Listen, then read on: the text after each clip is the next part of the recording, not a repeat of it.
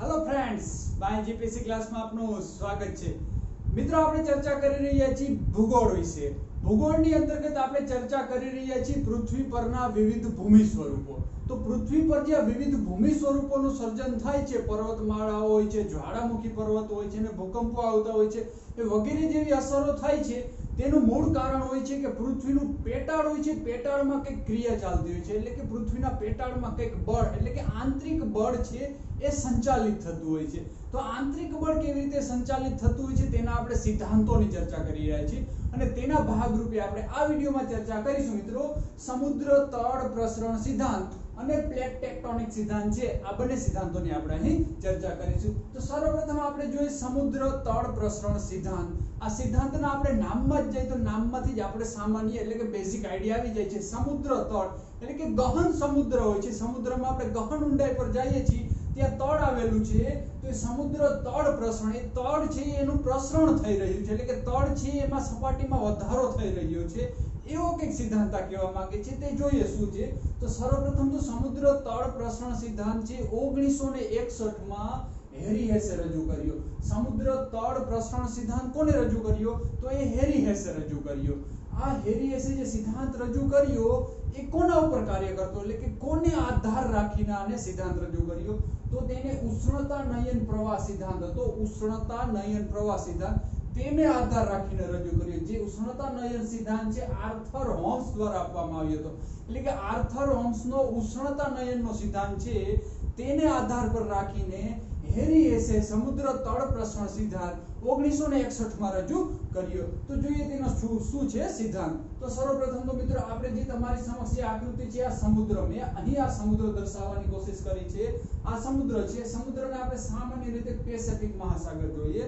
કેવી રીતે? તો પહેલા આપણે વિશ્વ નકશો જોઈએ। તો મિત્રો આ છે વિશ્વ મેપ એટલે કે આ દુનિયાનો નકશો છે। તેની અંતર્ગત જોઈએ તો આ ઉત્તર અમેરિકા છે, આ દક્ષિણ અમેરિકા છે, આફ્રિકા ખંડ થાય છે, આ યુરોપ હોય છે, આ એશિયા છે, આ ઓસ્ટ્રેલિયા છે, આ વિવિધ પ્રદેશો છે, ખંડો છે। તેની અંતર્ગત આ એન્ટાર્કટિકા મહાસાગર, એટલાન્ટિક મહાસાગર છે, આ પેસિફિક મહાસાગર છે, અહીં હિંદ મહાસાગર આવેલો છે, અહીં અરબ સાગર આવેલો છે, વગેરે સાગરો આવેલા છે અને આ પણ પેસિફિક મહાસાગર છે, આ પણ પેસિફિક મહાસાગર છે। તો આ બંને પેસિફિક મહાસાગરની અંતર્ગત આ વિસ્તાર છે, આ વિસ્તાર થશે એશિયા।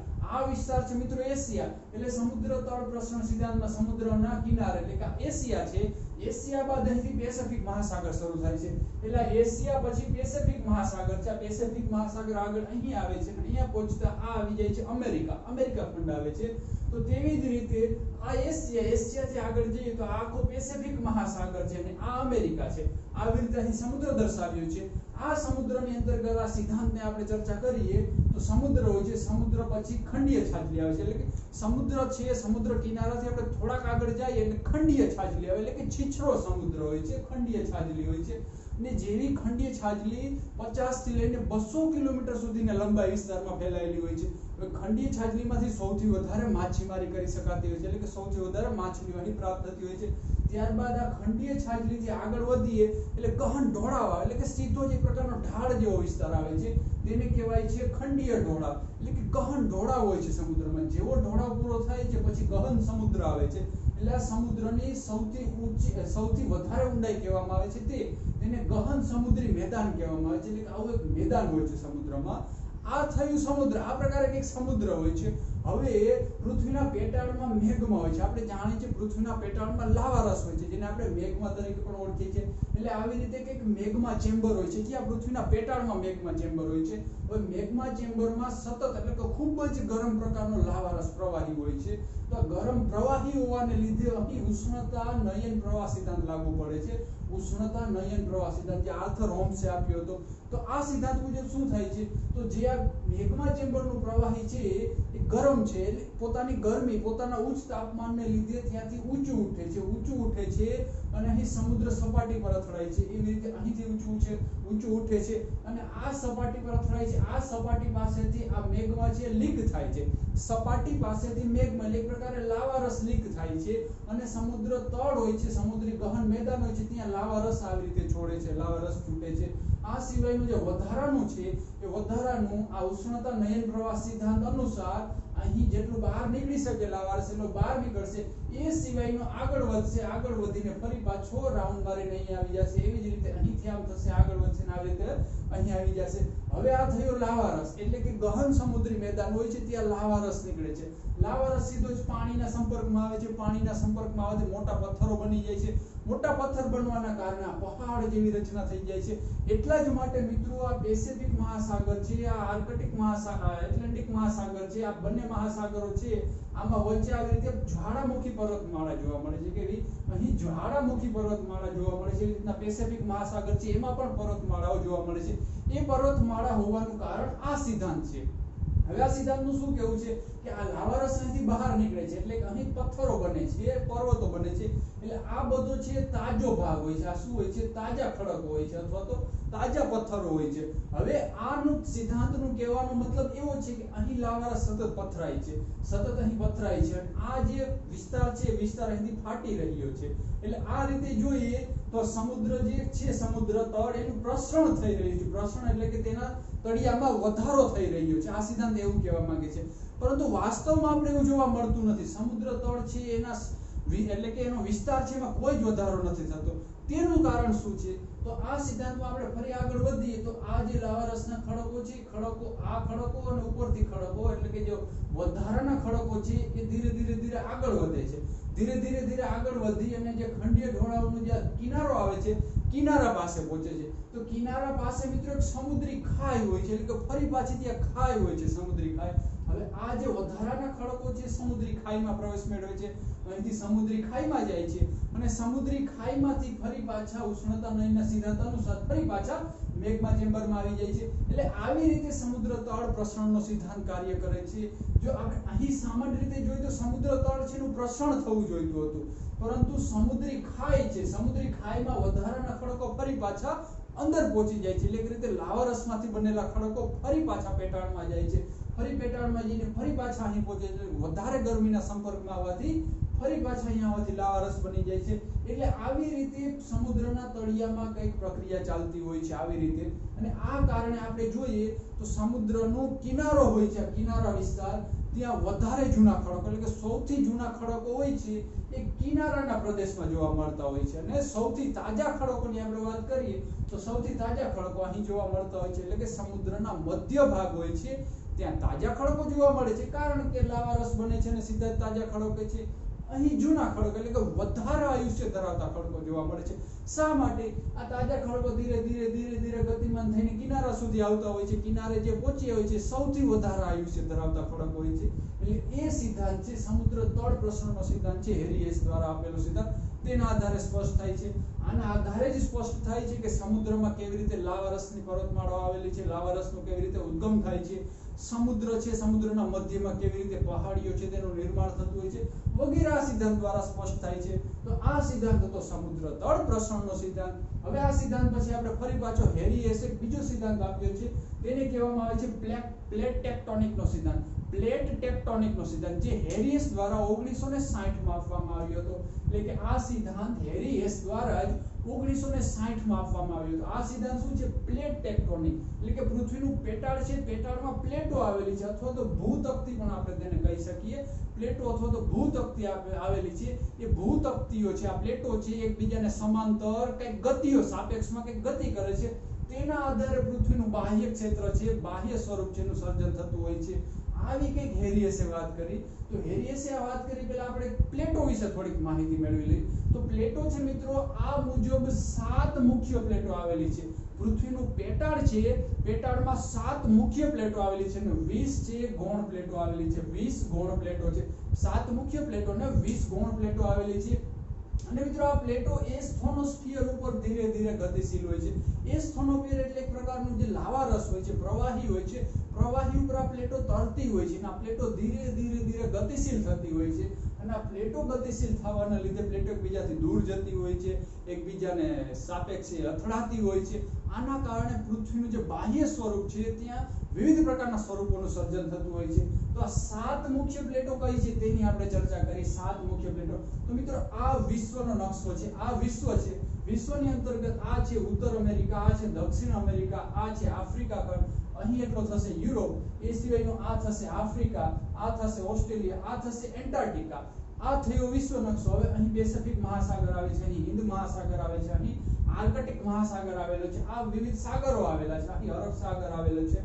હવે આપણે વાત કરીએ પૃથ્વીની જે મુખ્ય 7 પ્લેટો છે એમાંથી પહેલી પ્લેટ, એને કહેવામાં આવે છે ઉત્તર અમેરિકાની ભૂતકતી અથવા તો ઉત્તર અમેરિકાની પ્લેટ. તો મિત્રો આ છે ઉત્તર અમેરિકાનો વિસ્તાર. તો ઉત્તર અમેરિકાના વિસ્તાર અંતર્ગત એટલા વિસ્તારમાં એક પ્લેટ આવેલી છે. આ પ્લેટ, આવી પ્લેટને કહેવામાં આવે છે ઉત્તર અમેરિકાની ભૂતકતી. ત્યારબાદ બીજી એક તકતી આવેલી છે, એને કહેવામાં આવે છે દક્ષિણ અમેરિકા. દક્ષિણ અમેરિકા વિસ્તાર છે આ દક્ષિણ અમેરિકાની ભૂતકતી, એટલે કે ઉત્તર અમેરિકાની પ્લેટ, દક્ષિણ અમેરિકાની પ્લેટ. હવે આપણે વાત કરીએ ત્રીજી પ્લેટની, તેને કહેવામાં આવે છે પેસિફિક મહાસાગરની પ્લેટ, એટલે કે આવી કઈ એક પેસિફિક મહાસાગરની પ્લેટ આવેલી છે. એટલે એવું જરૂરી નથી કે ભૂમિ સ્વરૂપો છે ને નીચે જ પ્લેટ હોય, સમુદ્રની નીચે પણ પ્લેટ હોય ને, તેના આધારે આને નામ આપવામાં આવ્યું છે પેસિફિક મહાસાગરની પ્લેટ, જે અહીંથી શરૂ થઈને અહીં સુધી ફેલાયેલી છે. એટલે કે અહીં પણ પેસિફિક મહાસાગર છે, અહીં પણ પેસિફિક મહાસાગર છે. તો મિત્રો આ થઈ ત્રીજી ભૂતકતી. હવે ચોથી ભૂતકતી જોઈએ યુરેશિયન ભૂતકતી. યુરેશિયન ભૂતકતી છે એમાં મોટા ભાગે યુરોપ અને એશિયાનો સમાવેશ થાય છે. તો યુરેશિયન ભૂતકતી છે એ આ ભૂતકતી એટલો વિસ્તારનો સમાવેશ થઈ એટલા વિસ્તારનો સમાવેશ કરે છે, તેને કહેવામાં આવે છે યુરેશિયન ભૂતકતી. ત્યારબાદ હવે જોઈએ આપણે મિત્રો પાંચમી ભૂતકતી. પાંચમી એટલે આફ્રિકન ભૂતકતી, એટલે કે આ આફ્રિકાનો વિસ્તાર છે એટલો વિસ્તાર કવર કરે છે, આને કહેવામાં આવે છે આફ્રિકન ભૂતકતી. હવે મિત્રો આપણે જોઈએ છઠ્ઠી ભૂતકતી. છઠ્ઠી ભૂતકતી એટલે ભારત ઓસ્ટ્રેલિયાની ભૂતકતી. ભારત અને ઓસ્ટ્રેલિયાની ભૂતકતી. મિત્રો ભારત છે યુરેશિયન ભૂતકતીનો ભાગ નથી, પરંતુ ભારત છે ભારત પોતાની અને ઓસ્ટ્રેલિયાની ભૂતકતીનો ભાગ છે. એટલે કે ભારત અને ઓસ્ટ્રેલિયાની ભૂતકતી એટલે કે પ્લેટની વાત કરીએ તો એટલા વિસ્તારમાં આ પ્લેટ આવેલી છે, જ્યાં આ ભારત છે, આ ઓસ્ટ્રેલિયા છે, ભારત ઓસ્ટ્રેલિયન ભૂતકતી. હવે મિત્રો સાતમી અને અંતિમ ભૂતકતી પ્લેટની વાત કરીએ તો એન્ટાર્કટિકા વિસ્તાર છે, જે દક્ષિણ ધ્રુવમાં આવેલો છે, જે સંપૂર્ણ બરફ વિસ્તાર છે, ગ્લેશિયર છે, તેની પ્લેટ એટલે કે એન્ટાર્કટિકાની ભૂતકતી. આ ભૂતકતી એટલે એન્ટાર્કટિકા વિસ્તાર છે તેને કવર કરે છે. તો વિશ્વ નકશાના આધારે આવી રીતે કંઈક 7 પ્રકારની પ્લેટો આવેલી છે, 7 ભૂતકતીઓ આવેલી છે. હવે આ સિદ્ધાંત હેરીએસે આપ્યો છે. કોને આપ્યો છે આ સિદ્ધાંત? હેરીએસે આપ્યો છે. પરંતુ આ સિદ્ધાંતમાં ઉલબ્રીજ અને સ્ટ્રોલર જેવા વિદ્વાનોએ પણ મદદ કરી છે. ઉલબ્રીજ અને સ્ટ્રોલર જેવા વિદ્વાનોએ પણ મદદ કરી છે. નામ ખાસ યાદ રાખવાની જરૂરિયાત રહેતી નથી, પરંતુ જો યાદ હોય તો સારું રહેશે. હવે આ ભૂતકતીઓ જે 7 પ્લેટો છે આપણે જોઈ કેવી પ્લેટો ને કયા જગ્યાએ વિસ્તરેલી છે. હવે આ પ્લેટો છે 3 પ્રકારે ગતિશીલ હોય છે. 3 પ્રકારે ગતિશીલ હોય છે, તે આપણે અહીં જોશું કેવી રીતે. તો સર્વપ્રથમ તો આ બંને પ્લેટો સમાંતર એકબીજાની સામે આવતી હોય છે. આ પ્લેટો બંને એકબીજાની સામે આવતી હોય છે, એટલે કે સામે અથડાતી હોય છે અને વિનાશક કિનારાનું નિર્માણ કરતી હોય છે. આવી પ્લેટોને કહેવામાં આવે છે અભિસારી પ્લેટો. એટલે કે સામાન્ય શબ્દોમાં આપણે જોઈએ તો આ એક પ્લેટ છે, આ બીજી પ્લેટ છે, આ બંને પ્લેટો સામે ગતિશીલ હોય છે અને અથડાય છે, સામે અથડાતી હોય છે. અથડાય છે એટલે આ કિનારો હોય છે, કિનારાને વિનાશક કિનારો કહેવામાં આવે છે. અને આવી પ્લેટો, આવી ગતિ કરતી પ્લેટોને કહેવામાં આવે છે અભિસારી પ્લેટો. હવે આ બંને પ્લેટો અથડાશે તો શું થશે? પ્લેટો અથડાશે તો પ્લેટોના કિનારાનો વિસ્તાર છે ત્યાં ભૂકંપ આવશે, ભૂકંપનું સર્જન થશે, એટલે કે ભૂકંપ વાળો કિનારો હશે. એ સિવાય બીજું શું થશે? બંને પ્લેટો પોતપોતાનું બળ લગાવે છે. એટલે આમાં શું થશે કે જે પ્લેટની ઘનતા વધારે છે, એટલે કે મજબૂત પ્લેટ છે, વધારે ઘનતા ધરાવતી પ્લેટ છે, એ નીચે સરકી જશે. વધારે ઘનતા ધરાવતી પ્લેટ ઓછી ઘનતાવાળી પ્લેટની નીચે સરકી જશે, એટલે કે ઓછી ઘનતાવાળી પ્લેટ ઉપર રહેશે અને વધારે ઘનતાવાળી પ્લેટ નીચે જશે. હવે આ પ્લેટ જેવી નીચે જશે એટલે પૃથ્વીનું પેટાળ આવશે. પેટાળમાં શું છે? મેગ્મા આવેલો છે, એટલે એક પ્રકારે લાવારસ આવેલો છે, ખૂબ જ ગરમી આવેલી છે. તો આ પ્લેટ જેવી નીચે જશે એટલે ત્યાં બધો વિસ્તાર પીગળશે એટલે ઉપર ધક્કો મારશે, પીગળશે એટલે ત્યાંથી લાવારસ નીકળશે અને આ બંને પ્લેટનો કિનારો છે, કિનારા પર ધક્કો મારીને ત્યાં ગેડ પર્વત છે, ગેડ પર્વતમાળાનું નિર્માણ કરશે. જેવી રીતે ભારતમાં આવેલો હિમાલય પર્વત છે. એટલે આ બંને પ્લેટો સામસામે ગતિશીલ હોય છે. આવી પ્લેટોને અભિસારી પ્લેટ કહે છે. એ વિનાશક કિનારાનું નિર્માણ કરે છે અને કિનારા પર જે વધારે ઘનતાવાળી પ્લેટ છે નીચે સરકી જાય છે અને ઓછી ઘનતાવાળી પ્લેટ ઉપર જ રહે છે. આ નીચે જવાથી અહીં લાવારસ છે, આ ગરમી છે, લાવારસ ઉત્પન્ન થાય છે, પીગળી જાય છે. તેના કારણે અહીં ધક્કો લાગવાથી ગેડ પર્વતનું નિર્માણ થાય છે અને આ કિનારે આ જે ગેડ પર્વત છે જ્વાળામુખી પર્વત કહેવામાં આવે છે. ત્યાંથી જ્વાળામુખી પણ વિસ્ફોટ થતો હોય છે અને અહીં વારે વારે ભૂકંપ પણ આવતો હોય છે. તો આપણે આની ચર્ચા કરીએ તો તો ભારત છે મિત્રો, ભારતમાં આવેલો હિમાલય છે એ આવી જ કંઈક પ્લેટોની ગતિના કારણે રચાયેલો છે. કેવી રીતે? તો યુરેશિયન પ્લેટ છે મિત્રો, યુરેશિયન પ્લેટ એ કંઈક આ દિશામાં ગતિશીલ છે. યુરેશિયન પ્લેટ જે અહીં જે ભારત વિસ્તાર છે, જે ભારત ખંડ ધરાવતી પ્લેટ છે, એ પ્લેટ ધીરે ધીરે ઉપર આવી રહી છે. એટલે કે આ પ્લેટ હતી, આ પ્લેટ સાથે આવી રીતે અથડાડી. હવે ભારતની પ્લેટ નીચે સરકી જાય છે. યુરેશિયન પ્લેટની નીચે સરકવાથી લાવારસના કારણે ઉપર ગેડ પર્વતમાળાનું નિર્માણ થાય છે અને અહીં હિમાલય છે, હિમાલયની પર્વતમાળાનું નિર્માણ થાય છે. તે શેના કારણે થયું? તો અભિસારી પ્લેટોની ગતિના કારણે થયું. હવે આ થઈ સામ સામે. હવે કેટલીક એવી પ્લેટો હોય છે, બંને પ્લેટો સાથે હોય છે અને દૂર થતી જતી હોય છે, એટલે કે એકબીજાથી દૂર થતી હોય છે. જેવી રીતે આ બંને પ્લેટો છે, એક પ્લેટ આ દિશામાં ગતિશીલ થશે અને એક પ્લેટ આ દિશામાં ગતિશીલ થશે.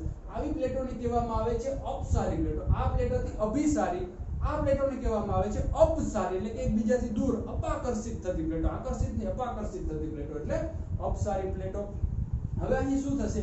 આ બંને પ્લેટો છે અહીંથી ખસી જશે, એટલે કે અહીં ખાઈ છે, ખાઈનું નિર્માણ થશે. ખાઈનું નિર્માણ થશે તો તળિયામાં શું આવેલું છે? તળિયામાં લાવા રસ આવેલો છે, જ્વાળામુખી આવેલો છે, મેગ્મા આવેલો છે. હવે એને અહીંથી બહાર નીકળવા માટેનો સ્પેસ મળી જશે, જગ્યા મળી જશે, એટલે કે આ બંને દૂર થવાથી ત્યાંથી લાવા રસ બહાર નીકળે છે. એટલે એ કિનારાને રચનાત્મક કિનારો કહે છે. શા માટે? એટલે તે કંઈક નવી રચનાનું નિર્માણ કરે છે. લાવા રસ આવવાથી અહીં કંઈક વિનાશ થાય છે, અહીં કંઈક નિર્માણ થાય છે. એટલે કે અપસારી પ્લેટ રચનાત્મક કિનારાનું નિર્માણ કરે છે, અભિસારી પ્લેટ વિનાશક કિનારાનું નિર્માણ કરે છે. અને આના કારણે અહીં લાવા રસ છે, લાવા રસ છે ઉત્પન્ન થાય છે, એટલે કે લાવા રસ બહાર નીકળે છે. એટલે આ રચનાત્મક કિનારે મોટા ભાગે જ્વાળામુખી પર્વતો આવેલા હોય છે. આ કિનારે ભૂકંપ પણ જોવા મળતો હોય છે. આ કિનારે જ્વાળામુખી પર્વત હોય છે. આવા કિનારોએ ભૂકંપ જોવા મળતો હોય છે. આવા કિનારોએ ગેડ પર્વતનું નિર્માણ થતું હોય છે. આવા કિનારોએ ભૂકંપ જોવા મળતો, એટલે કે ટૂંકમાં પ્લેટની ગતિ હશે, પ્લેટો જુદી પડશે, અથડાશે, ગમે થશે, ભૂકંપ તો આવશે. કારણ કે પ્લેટ છે અથડાશે, દૂર થશે એટલે વાઇબ્રેશન થશે, એટલે કે ઉપર ભૂકંપ આવશે અને અહીં જ્વાળામુખી પર્વતમાળાનું પણ નિર્માણ થતું હોય છે. તો આ બીજી પ્લેટની, એટલે કે અપસારી પ્લેટની ગતિ છે. હવે ત્રીજા પ્રકારની પ્લેટની ગતિ હોય છે. ત્રીજા પ્રકારની એ ગતિ કેવી હોય છે? એને કહેવામાં આવે છે સંરક્ષી પ્લેટ. એને કહેવામાં આવે છે સંરક્ષી પ્લેટ. એટલે આ પ્લેટોમાં શું હશે? આપણે જોઈએ બે પ્લેટ અથડાતી હતી અથવા તો બે પ્લેટ જુદી થતી, પરંતુ એવું પણ બની શકે કે બે પ્લેટ સમાંતર છે. આ બે પ્લેટો છે, બે ભૂતકતીઓ છે, એમાંથી એક ઉપર જાય છે અને એક નીચે આવે છે. એક ઉપર જાય છે, એક નીચે આવે છે, અથવા તો એક ઉપર જાય છે, એક નીચે આવે છે, એટલે કે બંને સમાંતર ગતિ કરતું જાય છે. તો ધીરે ધીરે બંનેના કિનારા ક્યાંક ક્યાંક અથડાતા પણ જતા હશે. આવી ગતિ હશે એને સંરક્ષી કિનારો કહે છે. આજે તમને ન કે દેખાતો, આપણે ફરી પાછું અહીંયા ડ્રો કરીએ. આવી રીતે એક પ્લેટ હોય છે, બીજી પ્લેટ કંઈક આવી રીતે હોય છે. આ પ્લેટ ઉપર ગતિ કરે છે, આ પ્લેટ નીચે ગતિ કરે છે. આ બંને પ્લેટોને કહેવામાં આવે છે સંરક્ષી પ્લેટો. હવે આ બંને પ્લેટો છે, અહીંયા કિનારાનો જે વિસ્તાર હોય છે ત્યાં વારે વારે ભૂકંપ પણ આવતો હોય છે. એટલે સંરક્ષિત પ્લેટો છે ત્યાં ભૂકંપ પણ આવતો હોય છે. હવે આવી પ્લેટો ક્યાં જોવા મળે છે? આ પ્લેટો જોઈએ તો યુએસએ ના કેલિફોર્નિયા વિસ્તારમાં જોવા મળે છે. એટલે કે ક્યાં? યુએસએ. આ ઉત્તર અમેરિકા છે મિત્રો. ઉત્તર અમેરિકાની અંદર જ અમેરિકા દેશ છે, જેને આપણે યુએસએ કહીએ છીએ, United states of America. A America અહીં આવેલું છે. આ અમેરિકા આવેલું છે. તો અમેરિકાનો જે પેસિફિક સાગર છે એના કિનારે એક કેલિફોર્નિયા આવેલું છે. પેસિફિક સાગર છે તેના કિનારે એક રાજ્ય છે કેલિફોર્નિયા છે. એટલે કે કેલિફોર્નિયા છે આ વિસ્તારમાં સંરક્ષી પ્લેટ છે એની અસરો જોવા મળે છે. એટલે કે એવું માનવામાં આવે છે કે આની નીચે પેટાળમાં પૃથ્વીની અંદર કંઈક સંરક્ષી પ્લેટ જેવી કંઈક ગતિઓ થઈ રહી છે. તો મિત્રો આ થઈ ત્રણ પ્રકારની પ્લેટોની ગતિ છે. આવી રીતે ત્રણ પ્રકારની પ્લેટો છે, ગતિશીલ હોય છે. આના કારણે પૃથ્વી પર, એટલે કે ભૂમિ પર બાહ્ય સ્વરૂપો છે તેનું નિર્માણ થતું હોય છે, જેને આપણે દ્વિતીય પ્રકારના ભૂમિ સ્વરૂપો કહીએ છીએ. પર્વતો છે, જ્વાળામુખીઓ છે, વગેરે વગેરે. હવે મિત્રો જોઈએ આ પ્લેટની ગતિ છે. હવે આ સિવાયની એક ગતિ છે, એટલે કે બે પ્રકારની પ્લેટની ગતિ હોય છે મોટે એટલે કે સામાન્ય રીતે. કેવી? તો આ ગતિ આંતર પ્લેટ અને અંતઃ પ્લેટ. એટલે કે આપણે જે ત્રણ વાત કરી એ આંતર પ્લેટ ગતિ છે. આંતર પ્લેટ, આ ત્રણ ગતિ છે, આ ત્રણ પ્રકારની પ્લેટોની ગતિને કહેવામાં આવે છે આંતર પ્લેટ. આનો મતલબ શું થયો કે બંને પ્લેટો સ્વતંત્ર જ છે, સ્વતંત્ર રહીને અથડાય છે અથવા દૂર જાય છે અથવા તો સમાંતર ગતિ કરે છે, પરંતુ ક્યારેક એવું પણ બની શકે કે આ બંને પ્લેટો છે, આ બંને પ્લેટો કે ગતિશીલ તો છે જ, આ બંને પ્લેટો કે ગતિશીલ તો છે જ, પરંતુ આ પ્લેટમાંથી કોઈ એક પ્લેટ છે, એક પ્લેટનો કેટલોક ભાગ ગતિશીલ હોય. ધારો કે આ પ્લેટ છે, આ પ્લેટનો બીજો ભાગ છે, આ પ્લેટ કંઈક બીજી દિશામાં ગતિશીલ હોય, આ પ્લેટ પણ કંઈક બીજી દિશામાં ગતિશીલ હોય, તેને અંતઃ પ્લેટ ગતિ કહેવામાં આવે છે. આ બધું હતું એ આંતર પ્લેટ છે. આ સિવાય હોય છે અંતઃ પ્લેટ, એટલે કે એક પ્લેટ છે, આ પ્લેટ ઉત્તર દિશામાં ગતિશીલ છે, પરંતુ આ જ પ્લેટનો એક નાનકડો એવો ભાગ છે એ બીજી દિશામાં ગતિશીલ હોય છે, તેને કહેવામાં આવે છે અંતઃ પ્લેટ ગતિ. એટલે કે બે પ્રકારની પ્લેટોની ગતિ જોવા મળે છે. હવે આપણે અંતઃ પ્લેટ એટલે કે એક પ્લેટની અંદર જ બીજી પ્લેટ એટલે કે બીજો કટકો દૂર થતો હોય તેની આપણે વાત કરીએ તો મિત્રો આ આફ્રિકા છે. આફ્રિકામાં અહીં સોમાલિયા વિસ્તાર આવેલો છે, એટલે કે સોમાલિયન પ્લેટ છે. અહીં આફ્રિકાની અંતર્ગત આફ્રિકન પ્લેટ છે ભૂતકથી, તેની અંતર્ગત જ અહીં સોમાલિયન પ્લેટ આવેલી છે. હવે એવું બને છે કે આફ્રિકન પ્લેટ છે ઉત્તર દિશામાં ગતિશીલ છે, ઉત્તર અને પૂર્વ દિશામાં ગતિશીલ છે. હવે આ સોમાલિયન પ્લેટ છે દક્ષિણ દિશામાં ગતિશીલ છે. આ કારણે આફ્રિકાનો જે સોમાલિયન વિસ્તાર છે ત્યાં આફ્રિકન મહાન ફાટખીણ જોવા મળે છે. એટલે ફાટખીણની રચના થાય છે, બને ફાટી રહ્યું છે ધીરે ધીરે. એટલે સદીઓ જતા, સમય જતા, વર્ષો જતા અહીં જેવું જોવા આવે છે કે આફ્રિકા છે તેના પણ બે ભાગ પડી જશે. જેવી રીતે પૃથ્વી છે એની ઉપરના વિવિધ ખંડો છે પહેલા એક જ ભાગમાં જોડાયેલા હતા, ધીરે ધીરે બધા છૂટા પડી ગયા, તેવી રીતે આફ્રિકન જે સોમાલિયા પાસે મહાન ફાટખીણ આવેલી છે તે પણ એવું દર્શાવે છે કે આફ્રિકાના ધીરે ધીરે ફાટ પડી રહ્યા છે અને આફ્રિકા ખંડના પણ ધીરે ધીરે બે ભાગ પડી જશે. તેનું કારણ છે અંતઃ પ્લેટ ગતિ. એટલે કે આફ્રિકન પ્લેટ એક ગતિ છે, એક પ્લેટ છે, તેની અંતર્ગત જ બીજી એક સોમાલિયન પ્લેટ આવેલી છે. સોમાલિયન પ્લેટ વિરુદ્ધ દિશામાં ગતિશીલ છે, તેના કારણે ત્યાં એક ફાટખીણનું નિર્માણ થાય છે. તો મિત્રો આ વાત થઈ સમુદ્ર તળ પ્રસરણ સિદ્ધાંત અને પ્લેટ ટેક્ટોનિકનો સિદ્ધાંત. આના કારણે એટલે કે આ પૃથ્વીના પેટાળમાં સંચાલિત થતા બળો છે, આના કારણે પૃથ્વીના બાહ્ય સ્વરૂપોનું સર્જન થતું હોય જેને આપણે દ્વિતીય પ્રકારના સ્વરૂપો કહીએ છીએ. તો મિત્રો આ વિડિયો આપને કેવો લાગ્યો? સારો લાગ્યો હોય તો લાઈક કરો, આપના પ્રશ્નો અને સજેશન્સ છે એને કોમેન્ટ દ્વારા જણાવો અને માય જીપીસી ક્લાસ ટેલિગ્રામ ચેનલને જોઈન કરો, જેની લિંક ડિસ્ક્રિપ્શન બોક્સમાં આપવામાં આવેલી છે. ચેનલને સબસ્ક્રાઇબ કરો અને આપના મિત્રો સુધી વિડિયોને શેર કરો. Thank you.